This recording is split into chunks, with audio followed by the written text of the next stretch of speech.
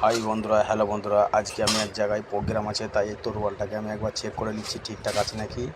তো বন্ধুরা দেখো, তরোয়ালটা সম্পূর্ণ পেটের মধ্যে কীভাবে মুখ দিয়ে ঢুকিয়ে দিচ্ছি। যদি ভালো লাগে লাইক কমেন্ট শেয়ার করে দিও। খুব সুন্দর একটা প্রোগ্রাম। দেখো তরোয়ালটাকে কীভাবে মুখের মধ্যে ভরে দিচ্ছি, লাইক শেয়ার করে দিও বাচ্চারা। ভালো লাগলে সকলকেই বলছি, দেখো কত সুন্দর একটা আইটেম।